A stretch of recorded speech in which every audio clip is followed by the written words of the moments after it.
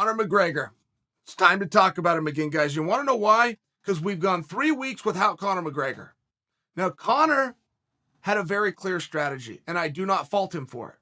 The strategy was his name was hot. He came out of the fight with Poirier, and even if people were pissed off about him, even if people were angry about him, they were talking about him. Conor, a master of marketing, always has something to pitch, and that could be a whiskey.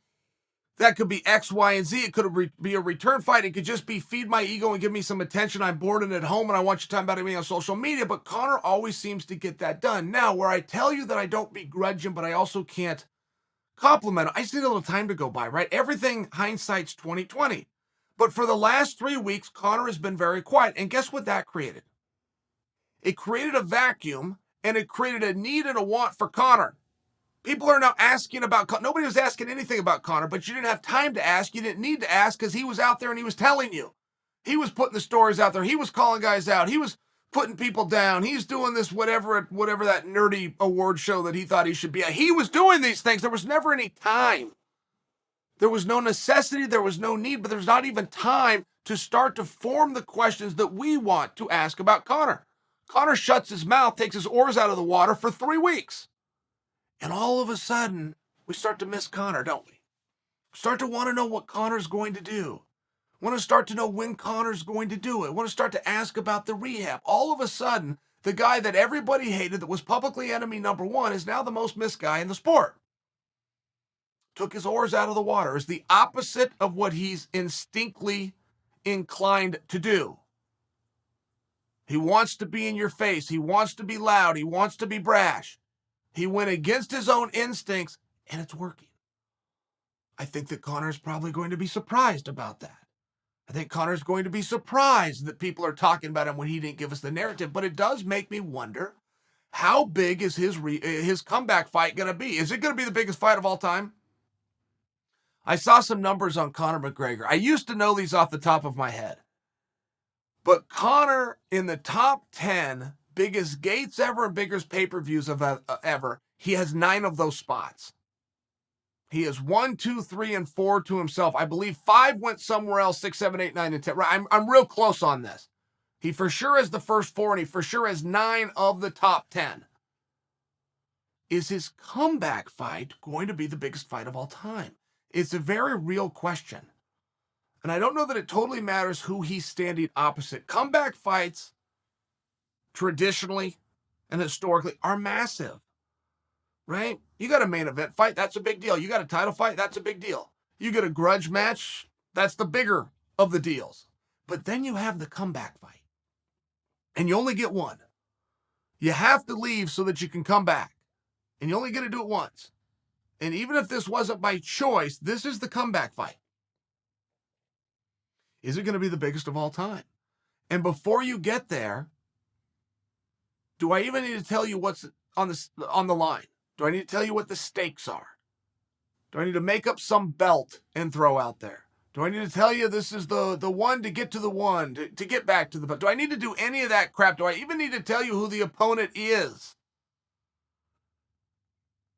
In many ways, and this will change, over the course of a year, 14, 15 months before Conor returns, this answer will change. But as it sits today, the worst person he could fight is Dustin Poirier. There is no reasonable belief, right? When he was feeling great and working hard, he couldn't go the distance with Dustin Poirier. So now that Dustin's training and Conor's sitting at home, that's the worst guy he could fight. To sell, to draw, to create any kind of illusion in anybody's mind of how the outcome's going to go. I think that opens a door for a lot of guys. And nobody's been calling out Conor. Now, to give you the timeline and just remind you, everybody used to call out Conor. Right? It was red panty night. That was a real thing. Everybody was thirsty. They all got brushed away. And they finally realized over a period of time, I look like a fool. If I call out Conor to try to get myself some attention, if he just dismisses me, or even worse, ignores me completely, I look like a fool. So people start to do their homework and they don't call him out. And now that's the world that we're in. When nothing has changed. He's still the biggest draw in the sport. That's still going to change your life. And you would like to get in there and compete with him. But guys are now, they're so scared because of what Conor's going to do to him. And I mean, verbally speaking. If you are in that weight class and you think it's a foregone conclusion that Conor McGregor is going to come back and fight Dustin Poirier, you are a damn fool. And if you're not sitting back and observing that Conor does not have an anti-Conor right now, you're a damn fool. There has never been a better opportunity. There has never been anything that makes more sense. There has never been a more wide open field to become the dance partner of Conor McGregor until right now. And if you think that's too far away, I got to wait 12 months. Come on. 12, that goes quick.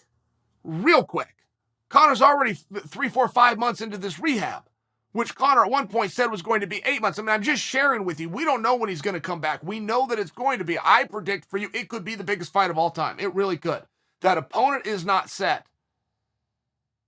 And as much as you think it's going to be Dustin, what you're saying, if you say you think it's going to be Dustin, is you're saying that Oliveira is going to beat Poirier.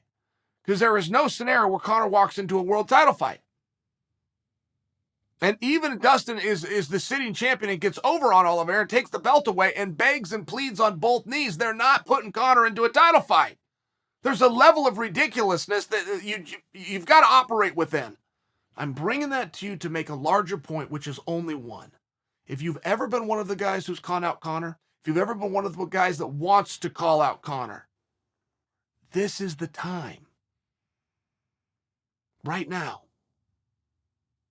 I think a bigger fight, in my own opinion, is Tony Ferguson versus Conor. That would need a little bit of help. They would need to relive a story. I'm just throwing one name at you. I feel like I could bring 10 more names to you. I think that fight makes a little bit more sense. I don't hate the idea of seeing Tony Ferg get a little bit of a break. I think that certain things start to line up. I think that Conor versus Dustin, with the ass whippings that Dustin put down, I think it's a harder sell than many of you do. I don't think calling a guy's wife some name while on the canvas is enough for a fight that's 14 months ago. Either way, that's tomorrow's problem. Let's start to create some options. Let's start to create some ideas. Let's start to create some conversation. You were all so quick to call Conor out before. You missed your mark. I get it. You look silly. But this is the time. Same idea. Timing matters. The time for Conor, right now.